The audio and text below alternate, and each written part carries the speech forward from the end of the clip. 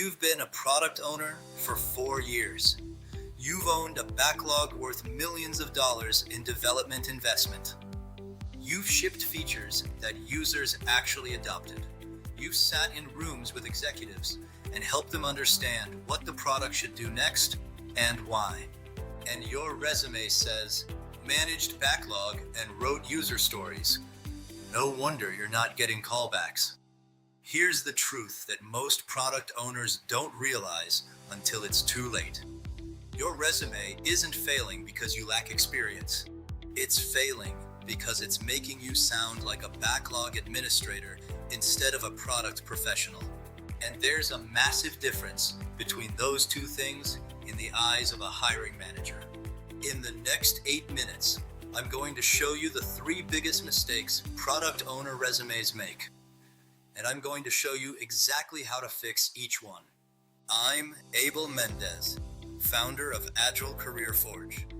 I work exclusively with Scrum Masters, product owners, and Agile coaches, helping them position themselves for the roles and compensation they've actually earned. I've reviewed hundreds of product owner resumes. The same mistakes show up every time. Let me walk you through them. Before we get into the mistakes, I want to name the root cause because understanding it changes how you think about everything on your resume. Most product owner resumes fail because they describe agile activities instead of product outcomes. Think about what a hiring manager actually needs to know when they read your resume. They're not asking, did this person attend sprint reviews? 1. Can this person translate business goals into the right product work? 2. Can they make prioritization decisions that actually move the needle? 3. Do they have evidence that their decisions led to better outcomes for the customer and the business? If your resume can't answer those 3 questions in the first 30 seconds, you're invisible. Because your resume is telling the wrong story. Mistake number 1 is what I call administrative framing, and it's the most common mistake I see on product owner resumes. Administrative framing looks like this. Bullets that say things like, attended sprint planning and backlog refinement sessions, wrote user stories and acceptance criteria, participated in daily stand-ups and sprint reviews, worked with the development team to prioritize features. Every single one of those bullets describes a Scrum ceremony or a procedural activity. None tell a manager what you decided or influenced. Here's the reframe. Product owners are not ceremony participants. They are product decision makers. Your resume needs to reflect that distinction. Instead of wrote user stories, what if your resume said, defined criteria for a mobile onboarding flow that increased activation by 22% within the first sprint? Same underlying work, completely different positioning. The fix is simple, but it requires honesty with yourself. Go through every bullet and ask, am I describing what I attended or am I describing what I decided? If the answer is attended, rewrite it. Mistake number 2 is missing metrics. And this one costs product owners more callbacks than almost anything else. Let me tell you about a client I worked with.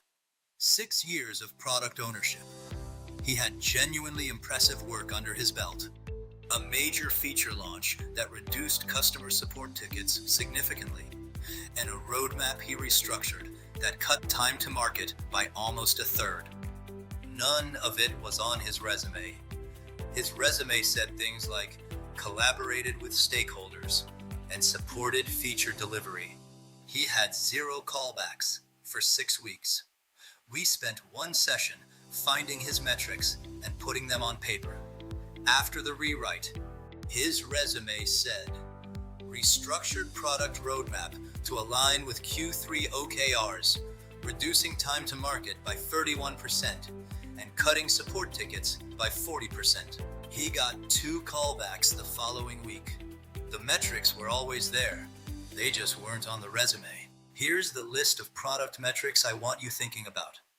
OKRs and outcomes, NPS scores, feature adoption rates, user engagement metrics, release cadence improvements, reduction in rework, customer satisfaction, retention indicators, and delivery predictability. You don't need perfect numbers. Approximate metrics are infinitely better than no metrics. Start with what you remember and build from there. Mistake number 3 is using generic Agile language when your resume needs product owner specific keywords. This matters for 2 reasons. First, recruiters searching LinkedIn and resume databases are using specific search terms. If your resume says manage the backlog instead of backlog prioritization, you may not appear in those searches at all. Second, ATS systems are scanning for role-specific language. A system filtering for senior product owner candidates is looking for terms like product discovery, roadmap support, stakeholder alignment, release planning, customer insights, acceptance criteria, OKRs, feature delivery, and user outcomes. If your resume uses different wording, even if the work is identical, the system may score you lower than someone who used the right terminology. The fix is straightforward. Pull up job descriptions. Write down every PO-specific term. Then make sure your resume mirrors that language, not as keyword stuffing, but as precise professional terminology. The market has a shared vocabulary. Use it. Now, let me show you what all 3 of these fixes look like together in a before and after summary rewrite. Here's a typical week product owner summary. Product owner with experience managing backlogs, writing stories, and working with teams to deliver features. It says the candidate knows what a backlog is and has been present. That's it. No scope, no outcomes, no evidence of strategic thinking, no keywords that signal seniority. Now here's the rewrite. Product owner with 5 years translating goals into product work across fintech and SaaS. Aligned stakeholders around needs. Supported roadmap planning tied to OKRs and contributed to feature delivery that improved NPS by 18 points and reduced churn by 12% over 2 quarters. Currently, targeting senior product owner roles in fintech. Look at what changed. It opens with scope and industry. Recruiters know the level and domain.